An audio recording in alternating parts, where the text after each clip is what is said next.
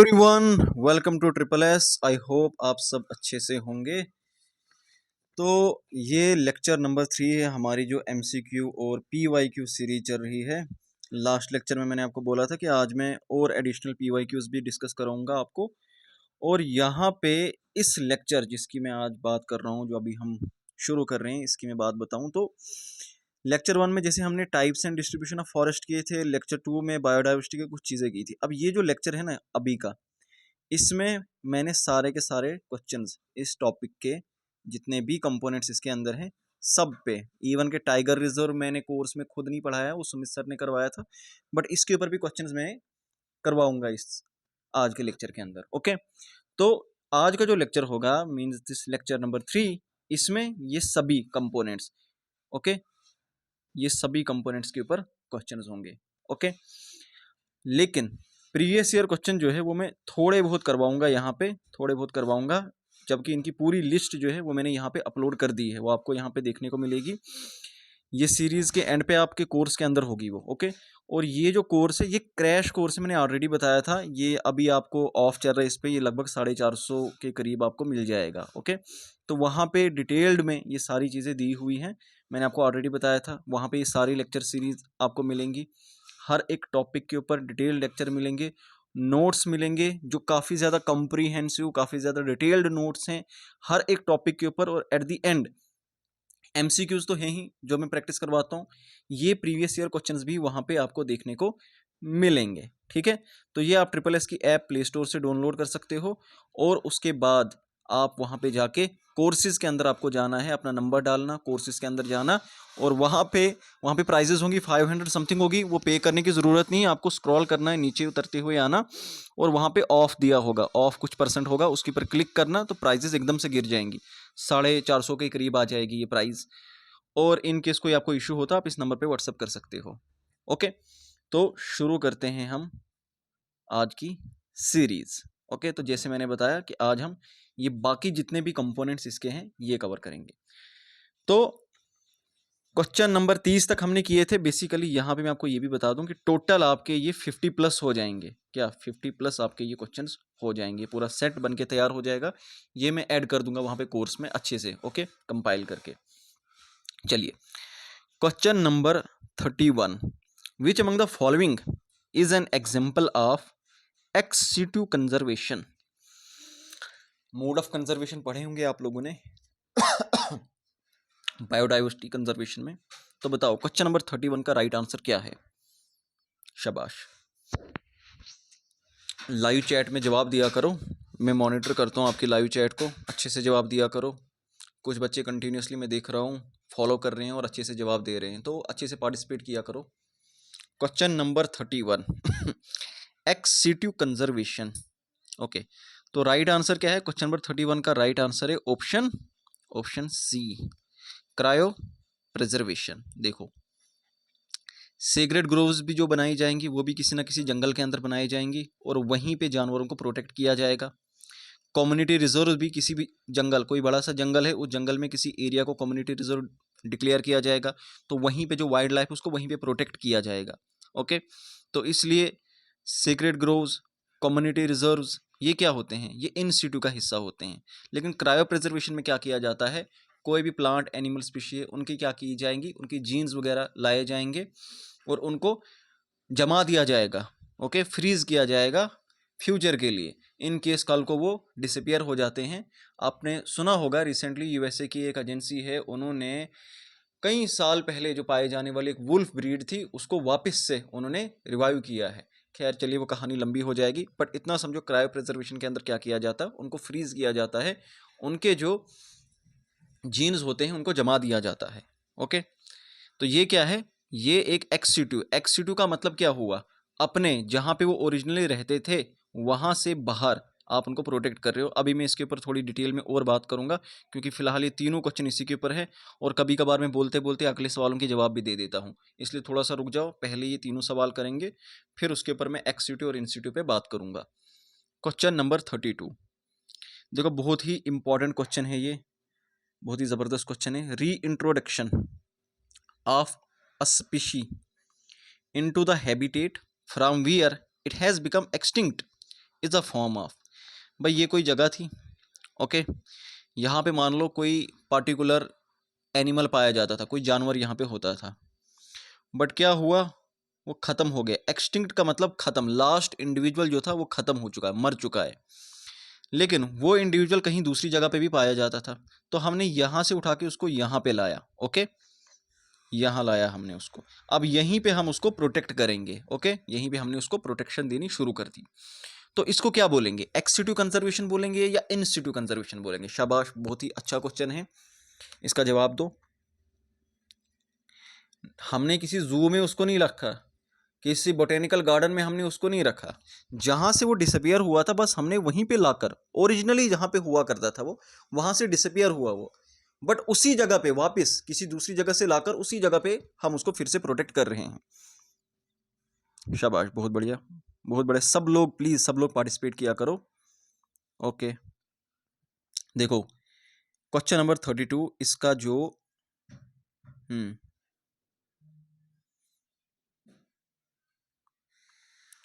बाकी लोग भी ट्राई करो, शाबाश। देखो ये दिखने में क्या लगता है, दिखने में लग रहा है कि उसको वहीं पे तो हम प्रोटेक्ट कर रहे हैं, क्या उसको वहीं पे तो हम प्रोटेक्ट कर रहे हैं, जहाँ से गायब हुआ था वहीं पे तो प्रोटेक्ट कर रहे हैं, तो ये तो इंस्टीट्यूट होना चाहिए, बट ये इंस्टीट्यूट नहीं, ये एक्सटीट्यूट होता है। क्या होता है, एक्सटीट्यूट होता है। ये मैंने इसीलिए डाला था ताकि आपको अगर इसके रिलेटेड कोई कन्फ्यूजन होगी तो वो क्लियर कर दूँ। आपने सुना होगा, ध्यान देना यहाँ पे, आपने सुना होगा कुनो नेशनल पार्क मध्य प्रदेश के अंदर, वहाँ पे हमने क्या किया, वहाँ पे हम चीता पाए जाते थे, चीता वहाँ से डिसअपियर ख़त्म हो गए थे वो वहाँ पे, तो हमने अफ्रीका से चीता लाए और उनको वहाँ पे, आपने देखा होगा मोदी जी ने रिलीज़ किए थे वो चीता वहाँ पे, तो यहाँ पे ख़त्म हो गए थे, हमने अफ्रीका से हम उनको लेकर आए और यहाँ पे हमने उनको फिर से री इंट्रोड्यूस कर दिया। तो ये जो दोबारा से हमने री इंट्रोड्यूस कर दिया जहाँ पे वो ख़त्म हो गए थे, देखने से तो लगता है कि भाई अपनी जगह पे तो इसको प्रोटेक्ट कर रहे हैं हम, है ना, कोई नई बॉडी तो हमने बनाई नहीं, या फिर हमने उनको किसी जू के अंदर तो डाला नहीं, किसी जूलॉजिकल पार्क के अंदर तो डाला नहीं, ओके। बट इसको इन सीटू नहीं बोलेंगे, इसको एक्सीट्यू बोलते हैं जब री इंट्रोडक्शन की बात करेंगे, क्योंकि वो यहाँ पे ख़त्म हो गया था, तो आपने उसको यहीं पे अगर प्रोटेक्ट किया होता पहले ही तो वो इंस्टीट्यूट होता, आप तो बाहर से ही लेकर आ रहे हो ना, पोजीशन तो चेंज हो रही है, क्या पोजीशन तो चेंज हो रही है, ओके। तो ये 32 का राइट आंसर क्या होगा, 32 का राइट आंसर एक्सीट्यू होगा। री इंट्रोडक्शन क्या होता है, ये एक्सीट्यू ही होता है, ओके, इस चीज का ख्याल रखना। Question number 33, the primary storage medium maintaining ultra low temperature about -196 degree Celsius, या फिर जो अप्रोक्सीमेटली 320 -320 डिग्री फ़ारेनहाइट बनता है। क्रायो प्रिजर्वेशन के अंदर मैंने अभी आपको समझाया था, उसमें क्या किया जाता है, उसको फ्रीज कर दिया जाता है, उनके जीन्स को फ्रीज कर दिया जाएगा, गीमेट्स को फ्रीज कर दिया जाएगा। तो कौन सा मीडियम इस्तेमाल किया जाता है फ्रीज करने के लिए?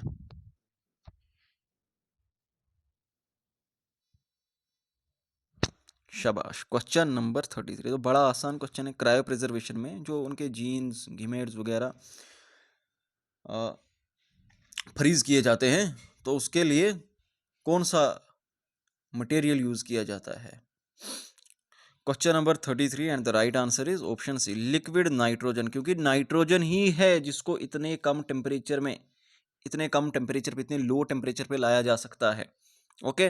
तो क्रायो प्रिजर्वेशन के अंदर क्या किया जाता है, लिक्विड नाइट्रोजन का इस्तेमाल करके उनके गीमेट्स को उनको फ्रीज कर दिया जाता है, ओके। अब थोड़ा सा बात करते हैं, ध्यान देना यहाँ पे, देखो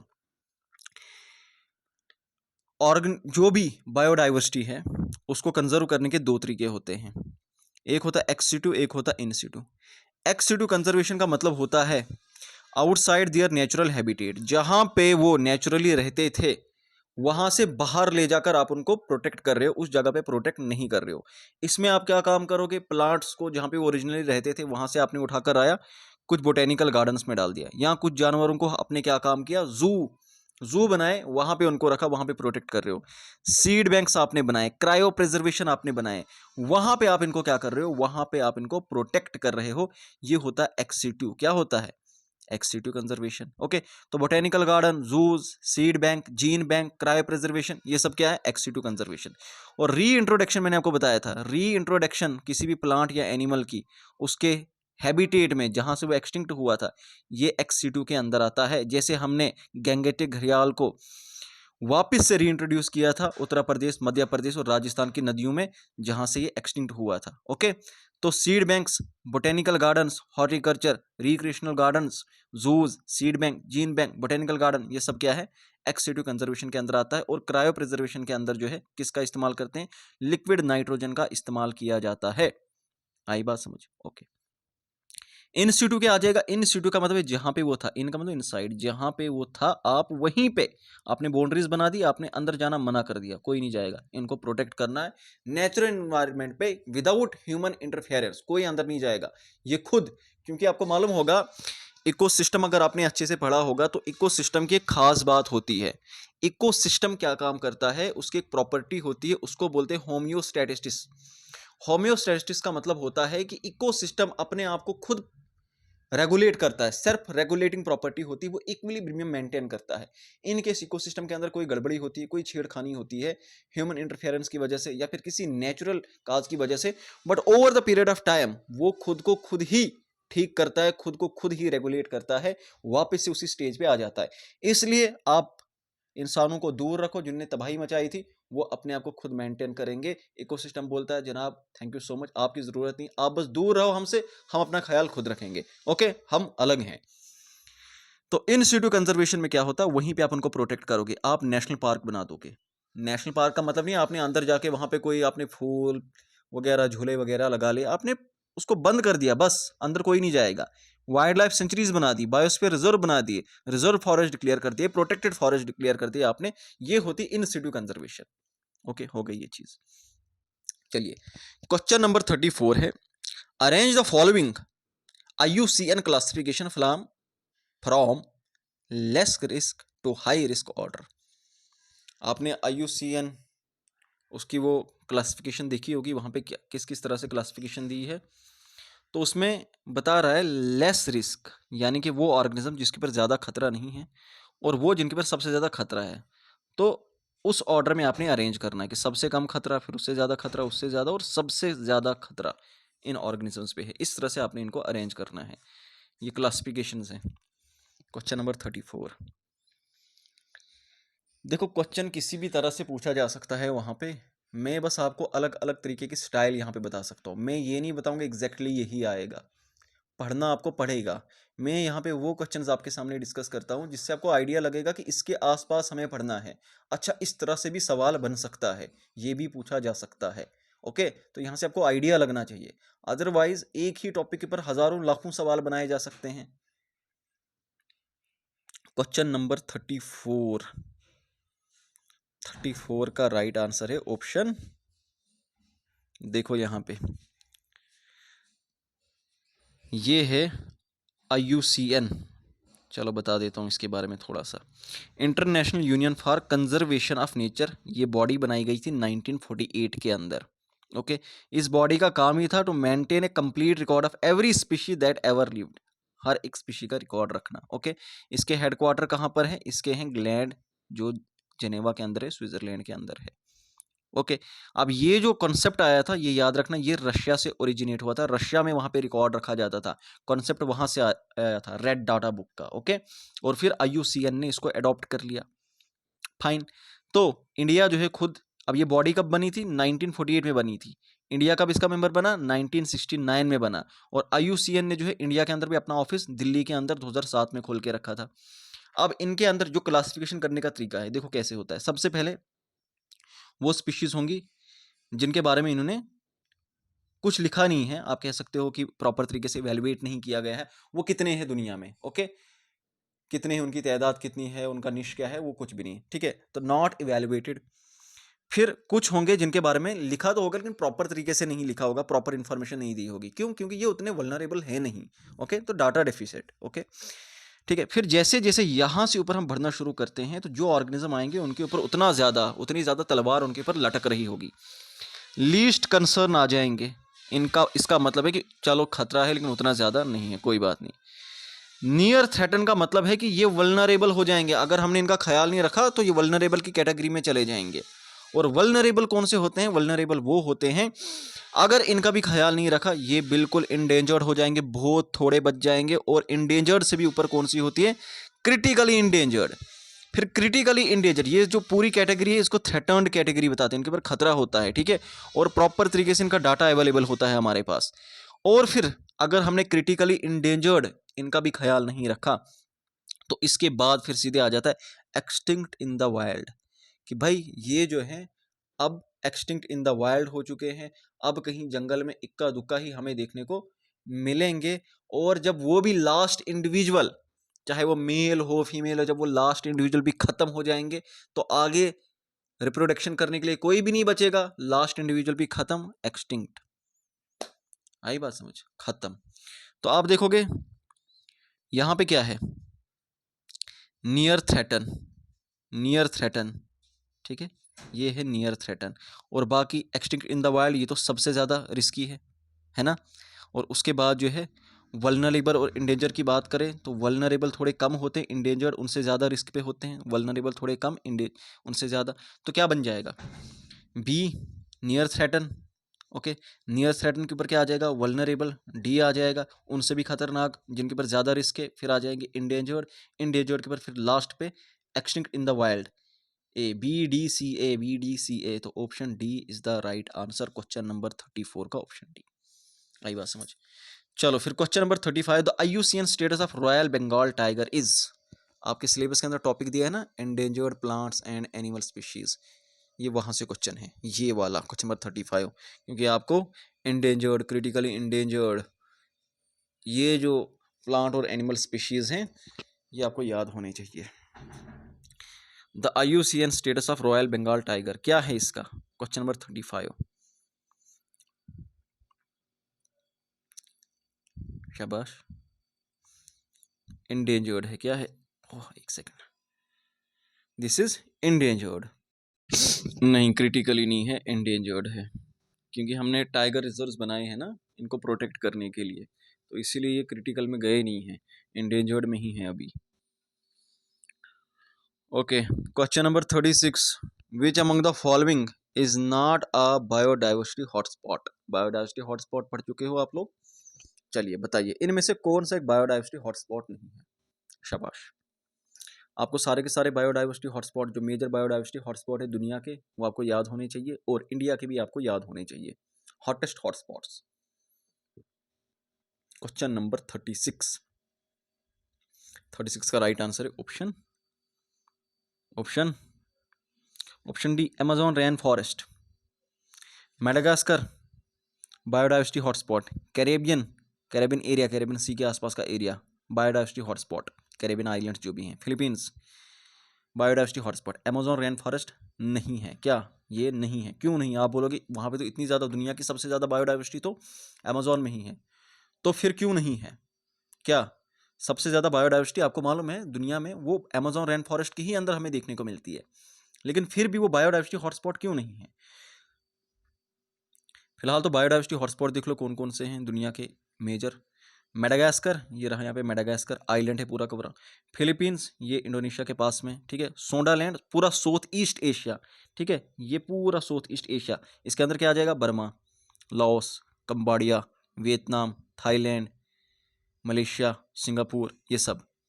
ब्राज़ील अटलांटिक, ये वाला ब्राज़ील अटलांटिक, ओके। लेकिन ख्याल रखना ब्राज़ील में ही अमेज़न रेन फॉरेस्ट है, लेकिन वो कुछ इस साइड है, ओके। तो ब्राज़ील अटलांटिक फॉरेस्ट जो यहाँ पे कोस्ट के साथ लग रहा है, ये वाला नहीं, अमेज़न रेन फॉरेस्ट नहीं है, ओके। फिर उसके बाद कैरेबियन, ये रहा यहाँ पे नॉर्थ अमेरिका साउथ अमेरिका के बीच में, यहाँ पे कैरेबियन सी के जो भी आइलैंड्स हैं। इंडो बर्मा, इंडो बर्मा आ जाएगा, ये वाला एरिया इंडिया और बर्मा के साथ लगता हुआ। वेस्टर्न घाट्स और श्रीलंका, ये हमारे वेस्टर्न घाट्स यहाँ पे, और नीचे Sri Lanka. Eastern arc and coastal forest of Tanzania और कीनिया, ये यहाँ पे। ये क्या है? बायोडाइवर्सिटी हॉटस्पॉट्स हैं। अब बायोडाइवर्सिटी हॉटस्पॉट तो समझ आ गया, ओके। अब इसकी कंडीशंस क्या हैं? किसी भी जगह को बायोडाइवर्सिटी हॉटस्पॉट बताने के लिए, उसको डिक्लेयर करने के लिए क्या कंडीशंस हैं, और अमेज़न रेन फॉरेस्ट जो है ये बायोडाइवर्सिटी हॉटस्पॉट क्यों नहीं है। इसके लिए दो मेन कंडीशंस है। पहला तो है कि वहाँ पे मिनिमम एटलीस्ट 1500 स्पीशीज होनी चाहिए वेस्कुलर प्लांट्स की एज एंडेमिक। एंडेमिक का मतलब है जो सिर्फ वहीं पे होंगी, दूसरी जगह पे नहीं मिलेंगी। तो अमेज़न रेन फॉरेस्ट तो पहली कंडीशन आसानी से फुलफिल करता है, वहां पे तो इससे भी ज्यादा एंडेमिक प्लांट डाइवर्सिटी देखने को मिलती है। लेकिन दूसरी कंडीशन क्या है, उसने लगभग 70%, मिनिमम 70% अपना जो ओरिजिनल हैबिटेट है वो लॉस्ट किया हुआ होना चाहिए। जबकि ये दूसरी condition Amazon rain forest fulfil नहीं करता, क्योंकि उसका एक बहुत बड़ा पोर्शन सर्वाइव कर रहा है। उतना ही ज़्यादा डिफॉरेस्टेशन वहाँ पर नहीं हुई है। आई बात समझ? तो इस चीज़ का ख्याल रखना। जितनी ज़्यादा डिस्ट्रक्शन हमने हिमालय, मेडागास्कर, इंडो बर्मा वाला एरिया, ये जो बाकी हैं यहाँ पे देखने को मिली, अमेज़न रेन फॉरेस्ट में इतनी डिस्ट्रक्शन नहीं हुई है, वो अभी भी इंटैक्ट है। ओके, तो इसलिए अमेज़न रेन फॉरेस्ट एक बायोडाइवर्सिटी हॉटस्पॉट नहीं है। ठीक है, तो option D is the right answer. Question number 37, which among the following does not come under wild life protection act of 1972। Question number 37,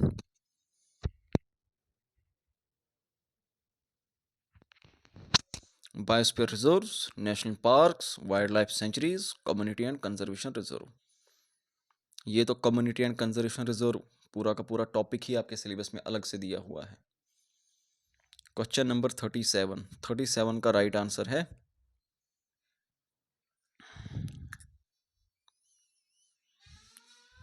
it's option A. Biosphere reserve wild life protection act 1972 के अंदर नहीं आते। वहाँ पे national parks मिलेंगी, वहाँ पे wild life sanctuaries मिलेंगी, वहाँ पे कम्युनिटी एंड कंजर्वेशन रिजर्व मिलेंगी, बट बायोस्फीयर रिजर्व नहीं मिलेंगी। आई बात समझ? तो option A is the right answer. Question number 38, चलो ठीक है, फिर ये वाइल्ड लाइफ प्रोटेक्शन एक्ट 1972 के अंदर नहीं आता, तो बायोस्फीयर रिजर्व ये किसका हिस्सा है? Biosphere reserves are part of. Option A तो आप लोग यहाँ पे एलिमिनेट कर दोगे, पता लग गया आपको कि वाइल्ड लाइफ प्रोटेक्शन एक्ट 1972 का तो हिस्सा नहीं है। इसी की वजह से ऑप्शन सी भी एलिमिनेट हो जाएगा, क्योंकि इसमें बोथ ए एंड बी है, तो ए तो है नहीं, ऑप्शन सी भी एलिमिनेट। अब क्या ऑप्शन बी है या नहीं है? अगर ऑप्शन बी भी नहीं है, फिर ऑप्शन डी आंसर होगा, नन ऑफ द अबव। तो क्वेश्चन नंबर 38 इसका राइट आंसर है option B. Man and biosphere programme जो है उसका हिस्सा है, बायोस्फीयर रिजर्व उसी के अंदर आते हैं। ओके, चलिए अब बायोस्फीयर रिजर्व्स के ऊपर, अब ये जितने भी प्रोटेक्टेड एरियाज हैं, biosphere reserve, national park, wild life sanctuaries, Ramsar site, tiger reserve, अब इनके ऊपर हम बात करेंगे। ठीक है, इनके ऊपर क्वेश्चंस देखेंगे। क्वेश्चन नंबर 39, चलो कुछ बच्चे आकर बोलते कहते मैं यूपीएससी लेवल के क्वेश्चंस करवाता हूँ। सीरियसली ये यूपीएससी का लेवल लग रहा है आप लोगों को? ये वो हैं जिनको मालूम भी नहीं है यूपीएससी है क्या भला। क्वेश्चन नंबर 39, शाबाश, आराम से कोशिश करो। यहाँ पे अगर आप लोग गलत करोगे कोई प्रॉब्लम नहीं है, एग्ज़ाम में गलत करके नहीं आना। मैं यहाँ पे आप लोगों को ट्रेन कर रहा हूँ जंग के लिए, तलवार चलानी सिखा रहा हूँ, भाला चलाना सिखा रहा हूँ, और असली जंग आपको वहाँ पे एग्जामिनेशन हॉल में लड़नी है, वहाँ पे गलती की कोई गुंजाइश नहीं है। क्वेश्चन नंबर 39,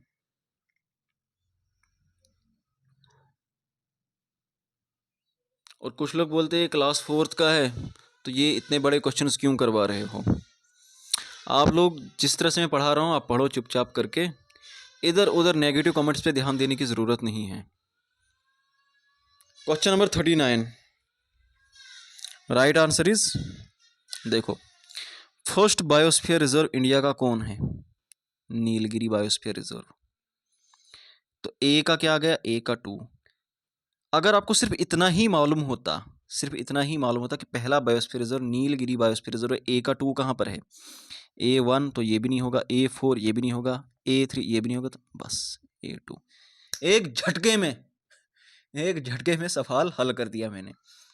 ठीक है, इसको बोलते हैं एलिमिनेशन टेक्निक, एलिमिनेशन मेथड, कि भाई मुझे मालूम था A क्या है, A2 है। ठीक है, तो A2 सिर्फ ऑप्शन डी में है, तो ये राइट आंसर है। चलो अब बाकी को भी बता ही देता हूँ, इन्फॉर्मेशन आपको ऐड हो जाएगी। लेटेस्ट जो बायोस्फीयर रिजर्व बना है ना, टोटल 18 बायोस्फीयर रिजर्व है। 18वां जो है वो पन्ना बायोस्फीयर रिजर्व है, पन्ना बोलो बायोस्फीयर रिजर्व। सबसे बड़ा जो हमारा इंडिया का बायोस्फीयर रिजर्व है gulf of Kutch biosphere reserve Gujarat के अंदर, और सबसे छोटा जो है वो दिब्रू बायोस्फीयर रिजर्व है असम के अंदर। ओके, हो गई ये चीज। Question number 40, which among the following biosphere reserve is not located in Madhya Pradesh. Madhya Pradesh में आपको मालूम होना चाहिए 3 बायोस्फीयर रिजर्व्स हैं, तो उनमें से बता रहा है ये जो नीचे 4 ऑप्शन हैं, अब 3 ही मध्य प्रदेश में है, तो जाहिर सी बात है इनमें से एक जो है वो मध्य प्रदेश में नहीं होगा। क्वेश्चन नंबर 40, क्वेश्चन नंबर 40 का राइट आंसर है बी, सिमलीपाल, ये उड़ीसा के अंदर है। ओके, पन्ना बायोस्फीयर रिजर्व, ये जो मैंने अभी आपको पढ़ाया लेटेस्ट वाला जो लास्ट ऐड हुआ है, ये भी मध्य प्रदेश के अंदर है। पंचमरही, ये भी मध्य प्रदेश के अंदर है। ठीक है, अचानक कमर, अमरकंटक, या था मध्य प्रदेश और छत्तीसगढ़ दोनों को कवर करता है, बट मध्य प्रदेश में भी है। ओके, तो question number 40 right answer option B.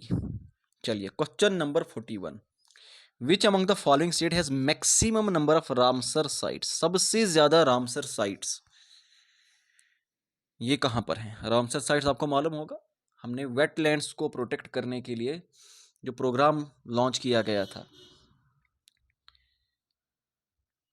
Which among the following state, किस स्टेट में सबसे ज्यादा रामसर साइट्स हैं?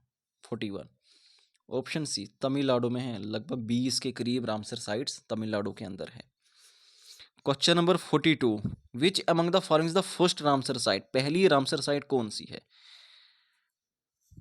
शाबाश, ये एबो है, एबो, ये पता नहीं कैसे 6 आया यहाँ पे, ABOV, ये एबो है। चलिए क्वेश्चन नंबर 42 का राइट आंसर क्या है? ABCD, शाबाश, ABCD। मुझे लगा था ज़्यादातर बच्चे ऑप्शन डी बोलेंगे जिन्होंने अच्छे से नहीं पढ़ा होगा, क्योंकि सबके माइंड में है Chilika lake is the first Ramsar site of India. Option A is the right answer. क्या? Option A is the right answer. Keoladeo national park Rajasthan के अंदर वो पहली रामसर साइट है। आप बोल गए हैं ये क्या बोल रहे हो, कुछ भी, आज के बाद में सर की वीडियोस नहीं देखूंगा। तो कियोलाडियो नेशनल पार्क और चिलिका दोनों को एक साथ डिक्लेयर किया गया था 1981 के अंदर एज रामसर साइट, तो इस बात का ख्याल रखना। ओके, एक साथ उनको डिक्लेयर किया गया था एक ही नोटिफिकेशन के अंदर।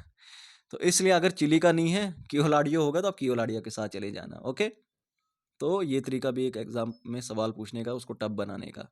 तो हो गया ये, ठीक है। तो दोनों हैं, अगर दोनों होंगी, इन केस दोनों होंगी, तो ज़्यादा प्रेफरेंस किसको दी जाती है? चिलिका को दी जाती है, वो ज़्यादा पॉपुलर है।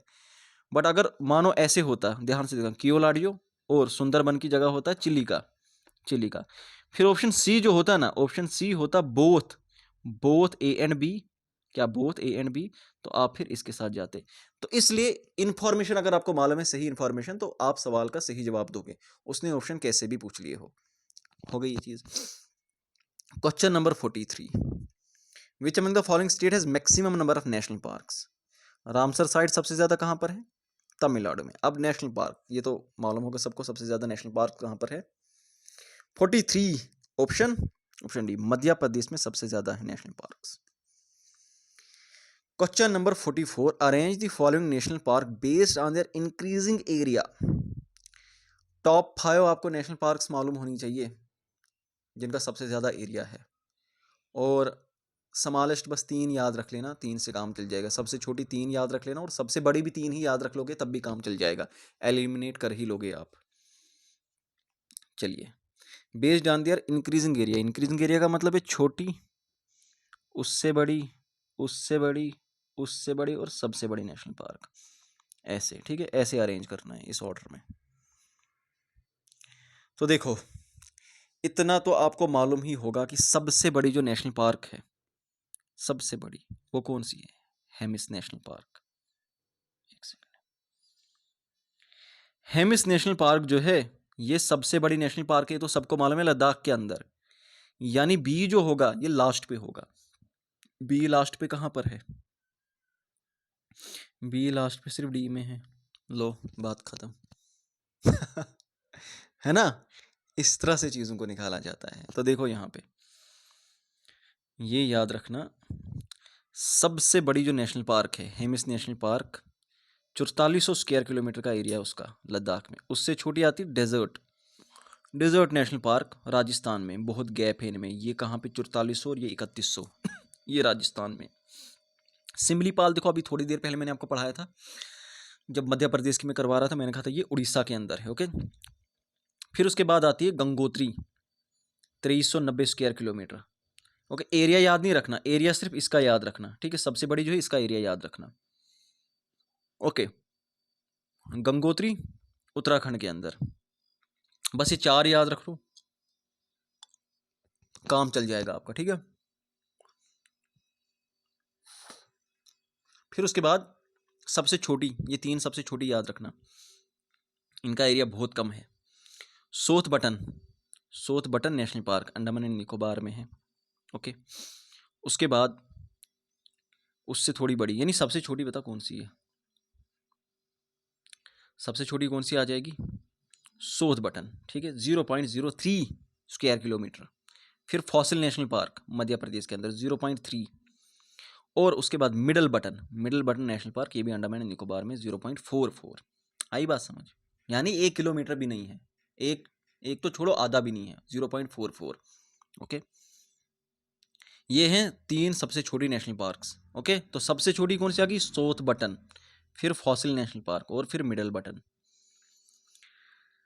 Okay, question number 45, which state has maximum number of community reserves. Community reserve, conservation reserve, ये आपके सिलेबस के अंदर अलग से टॉपिक दिया हुआ है। तो किस स्टेट में सबसे ज्यादा maximum number of community reserves कहां पर हैं। कम्युनिटी रिजर्व समझते हो ना, जहाँ पे लोगों का, कम्युनिटी का इस्तेमाल करती सरकार, कम्युनिटी को बोलती कि आप इन जंगलों का, इनका ख्याल रखना, आप यहाँ पे सस्टेनेबल वे में रिसोर्सेज को इस्तेमाल कर सकते हो, ज़्यादा एक्सप्लॉइट नहीं करना है आप लोगों को। तो वहाँ पे जो कम्युनिटी आसपास होती है उसके पास कुछ राइट्स होते हैं उन फॉरेस्ट के रिलेटेड। सबसे ज़्यादा कम्युनिटी रिजर्व कहाँ पर है, वो नागालैंड के अंदर है। Option A is the right answer. चलिए question number 46, consider the following statement about tiger reserve के बारे में। बहुत आसान है, दिखने में बहुत बड़ा सवाल लग रहा होगा, लेकिन ये वही है, हाथी की दुम, सामने से इतना बड़ा हाथी है लेकिन सवाल बहुत छोटा है। दिखने में बहुत बड़ा हाथी है लेकिन सवाल बहुत छोटा है, जैसे मैंने अभी आपको करके दिखाए। सवाल को अच्छे से पढ़ना, मैं टाइम देता हूँ, सवाल को अच्छे से पढ़ना, मैं भी आपके साथ पढ़ता हूँ। पहला बता रहा है, there are total 58 tiger reserves in India separate across 18 states. 18 states के अंदर इंडिया में टाइगर रिजर्व्स हैं, और टोटल वो कितने बनते हैं अभी के लिए, वो बनते 58। पहली स्टेटमेंट सही है या गलत है, पहली स्टेटमेंट सही है। फिर बताता है जिम कॉर्बेट, जिसको हैली नेशनल पार्क भी बताते हैं, जिम कॉर्बेट टाइगर रिजर्व और महादो tiger reserve are the first and latest reserves in India respectively. यानी कि जिम कॉर्बेट पहला है और महादो टाइगर रिजर्व जो है ये लेटेस्ट है, सबसे नया जो टाइगर रिजर्व बना है इंडिया में। क्या ये ठीक है, ये भी बिल्कुल ठीक है। पहला टाइगर रिजर्व हमारा जिम कॉर्बेट से ही हमने टाइगर प्रोजेक्ट शुरू किया था, और महादो रिजर्व जो है ये लेटेस्ट वाला है। नागार्जुन सागर श्रीशैलम टाइगर रिजर्व और बोर टाइगर रिजर्व ये लार्जेस्ट और स्मॉलेस्ट है, यानी सबसे बड़ा लार्जेस्ट की बात करें तो वो कौन सा है, नागार्जुन सागर, और सबसे छोटा कौन सा है, बोर टाइगर रिजर्व, ये सबसे छोटे हैं इंडिया में, ये भी ठीक है। फिर बता रहा है कि इंडियन टाइगर रिजर्व जहाँ पे बहुत थोड़े टाइगर 2, 3, 4, 5 देखने को, या बिल्कुल भी वहाँ पे नहीं है, या तो बहुत थोड़े हैं या तो बिल्कुल भी नहीं है। तो ये कौन सा आएगा, बक्सा वेस्ट बंगाल का, दम्पा मिजोरम का, पलामऊ झारखंड और सयाद्री महाराष्ट्र। ये वो वाले टाइगर रिजर्व्स हैं जहाँ पे कभी कभार हमें कोई भी देखने को मिलता है कि शायद है ही नहीं यहाँ पे कोई टाइगर, कई बार जब देखा तो कोई भी नहीं मिला, और कभी कभी देखा जाता है 2, 3, 4, 5, 6 तक हमें दिखाई देते हैं। ओके, शाबाश, ये स्टेटमेंट भी क्या है, बिल्कुल ठीक है। तो राइट आंसर क्या आएगा, क्वेश्चन नंबर 46 का सभी स्टेटमेंट ठीक है, राइट आंसर क्या आ जाएगा, option D is the right answer, none of the above. हैं, ये क्या बोल रहे हो, क्योंकि हमसे पूछा है चूज द इनकरेक्ट, तो इसमें से कुछ इनकरेक्ट है, nothing is incorrect, none of the above, यानी सब की सब स्टेटमेंट करेक्ट है। अगर चूज द करेक्ट पूछा होता तो मैं ऑप्शन सी के साथ जाता, चूज द इनकरेक्ट बोला था। Okay, so presence of mind, इस चीज का ख्याल रखना। ऐसा नहीं कि सारी स्टेटमेंट आती है और टक करके जाओगे, ऑल ऑफ द अबव, इन चीजों का भी ख्याल रखना। शाबाश, बहुत बढ़िया बहुत बढ़िया। आप कुछ प्रीवियस ईयर क्वेश्चंस देखते हैं। चलिए, क्वेश्चन नंबर 1 बता रहा, the most significant aspect of biodiversity is. बताओ, बायोडाइवर्सिटी का सबसे इंपॉर्टेंट, सबसे सिग्निफिकेंट एस्पेक्ट किसको बोला जाता है, क्या होता है? बताया अभी मैंने, अभी थोड़ी देर पहले मैंने थोड़ा सा इसका आइडिया दे भी दिया था आपको। बायोडाइवर्सिटी से क्या फूड मिलते हैं, ड्रग, इंडस्ट्रियल यूज, ये नहीं भाई, इकोसिस्टम, मेंटेनेंस ऑफ इकोसिस्टम। अभी मैंने आपको थोड़ी देर पहले कहा था ना, होम्योस्टैटिस्टिक्स के बारे में मैंने आपको बताया था। Question number 2, the destruction of biodiversity is due to, किस चीज की वजह से बायोडाइवर्सिटी खत्म हो रही है? Lack of natural habitats of organism, organism के जो नेचुरल हैबिटेट थे जहां पे वो रह रहे थे वो खत्म हो रहे हैं। इन्वायरमेंटल पोल्यूशन हो रहा है, जंगल काटे जा रहे हैं, सारे के सारे हैं। Option D is the right answer. Biodiversity is described as, question number 3, biodiversity क्या है, कैसे डिस्क्राइब करोगे आप इसको? The range of different species in an environment, बात खत्म। यहाँ पे क्या बोला है, सीजनल, यहाँ पे पता नहीं क्या क्या बोल रहा है। Option A is the right answer, सीधे अलग अलग स्पीशीज, अलग अलग प्लांट्स, एनिमल्स, यही तो बायोडाइवर्सिटी है। क्वेश्चन नंबर 14, ओके, ये मैंने सारे नहीं डाले हैं, सारे मैंने आपके कोर्स में डाल दिए हैं, सारे के सारे। ओके, ये इंपॉर्टेंट कुछ मैंने उठाए हैं, वो सारे प्रैक्टिस करना, लाइटली किसी को नहीं लेना। Okay, the hotspot phone in India are, बताओ इंडिया में कौन कौन से हॉटस्पॉट, मैंने अभी आपको थोड़ी देर पहले वर्ल्ड के हॉटस्पॉट कराए थे, इंडिया के आपको अलग से करने हैं, इनमें से कौन से हैं? क्वेश्चन नंबर 14 का राइट आंसर क्या है? सी, हिमालयाज हैं, चाहे ईस्टर्न हो या वेस्टर्न हो, हिमालयाज हैं। और आपके वेस्टर्न घाट से देखो, यहाँ पे क्या है, यहाँ पे ईस्टर्न घाट है, ईस्टर्न घाट नहीं है, विंध्या रेंज भी नहीं है, यहाँ पे डाल दिया शिवालिक, शिवालिक ये सॉरी शिवालिक तो है क्योंकि ये हिमालयाज का हिस्सा है, ईस्टर्न घाट नहीं है। ओके, ठीक है, इसलिए ये भी गलत है, option C is the right answer. Question number 32, biodiversity changes occur, ये बायोडाइवर्सिटी ग्रेडियंट की बात हो रही है यहाँ पे, किस तरह से बायोडाइवर्सिटी पैटर्न चेंज होता है? Question number 32, increases towards the equator, याद है बायोडाइवर्सिटी ग्रेडियंट जब मैंने पढ़ाया था कि जैसे जैसे हम नॉर्थ पोल या साउथ पोल की तरफ से, साउथ पोल या नॉर्थ पोल की तरफ से इक्वेटर की तरफ बढ़ते हैं, टॉरिड जोन की तरफ बढ़ते हैं, बायोडाइवर्सिटी बढ़ती है। चलो, question number 19, which one of the following is not responsible for the extinction of a species, इनमें से कौन सा रिस्पॉन्सिबल नहीं है किसी भी स्पीशी के खात्मे के लिए? क्वेश्चन नंबर 19, देखो, लार्ज बॉडी साइज, अगर लार्ज बॉडी साइज है, बॉडी का साइज लार्ज है, तो उसकी रिक्वायरमेंट भी ज़्यादा होंगी, क्या होंगी, उसकी रिक्वायरमेंट भी ज़्यादा होगी।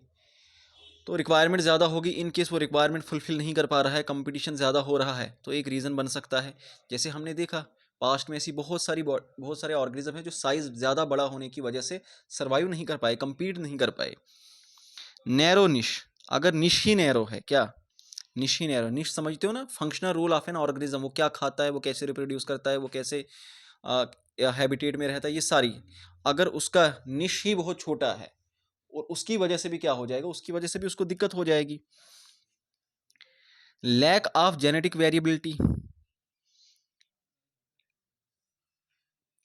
शाबाश, इससे भी अगर जेनेटिक वेरिएबिलिटी नहीं है तो म्यूटेशन में दिक्कत हो जाएगी। ओके, तो आगे बढ़ नहीं पाएंगे वो। फिर है ब्रॉड निश, अगर निश उसका ज़्यादा है, तो निश अगर ज़्यादा है so it is not responsible for the extinction, तो निश ज़्यादा होने की वजह से, निश ज़्यादा ब्रॉड होने की वजह से एक्सटिंक्शन के लिए रिस्पॉन्सिबल नहीं होगा। ओके, निश जितना ज़्यादा ब्रॉड होगा उतना उसके लिए अच्छा है। ओके, इट मीन्स कि वो उतने अलग अलग तरीके से फूड कंज्यूम करता होगा, उसके उतने ज़्यादा मल्टीपल हैबिटेट्स होंगे। ओके, वो रिप्रोडक्शन करने में उसको कोई दिक्कत नहीं होगी। ब्रॉड निश, तो ब्रॉड निश जो है वो it is not responsible for the extinction of a species. Okay, question number 19। फिर उसके बाद देखो question number 20, organisation related to red data book, अभी मैंने पढ़ाया, कौन है, आयु CN क्वेश्चन नंबर 20 का option B. Endangered species are listed in Red Data Book. Red Data Book is concerned with organism and animal facing danger of extinction, option B. Okay, तो इसी के साथ ये लेक्चर सीरीज हमारी समाप्त हो जाती है। अगर आप यही चीज़ें और भी डिटेल और भी कंप्रिहेंसिव मैनर में पढ़ना चाहते हैं तो यहाँ पर जाइए, लगभग 450 रुपये के करीब मिल जाएगा आपको ये। वहाँ पे प्राइजेस दी होंगी, उनको करने की ज़रूरत नहीं है, आप थोड़ा नीचे स्क्रॉल करना, वहाँ पे डिस्काउंट दिया होगा, उस पर क्लिक करना। अभी के लिए ऑफर चल रहा है, ये क्रैश कोर्स है जहाँ पर लेकिन हमने डिटेल में ये सारी चीज़ें करवाई हैं। ये सारे लेक्चर्स वहाँ पे मिलेंगे, ये सारे कम्प्रीहेंसिव नोट्स आपको मिलेंगे, जिनके एंड पे ये सारे मैंने जैसे थोड़े बहुत प्रीवियस ईयर क्वेश्चंस यहाँ पे करवाए, वहाँ पे सभी के सभी previous year questions in notes में आपको एंड पे मिल जाएंगे। A4 साइज नोट्स हैं तो प्रिंट करने में ज़्यादा दिक्कत नहीं होगी, ज़्यादा पेजेस ये बनेंगे नहीं। इसी के साथ हमारी ये लेक्चर सीरीज़ समाप्त हो जाती है। उम्मीद करता हूँ आपको मज़ा आया होगा, आपको पसंद आई होगी। तो इसी तरह से और भी कॉम्प्रिहेंसिव डिटेल्ड के लिए आप ये क्रैश कोर्स ज्वाइन कर सकते हो, वहाँ पे रेगुलरली हम मिलते हैं। आज के लिए इतना ही, मुझे दीजिए इजाज़त। Thank you so much, bye bye, take care.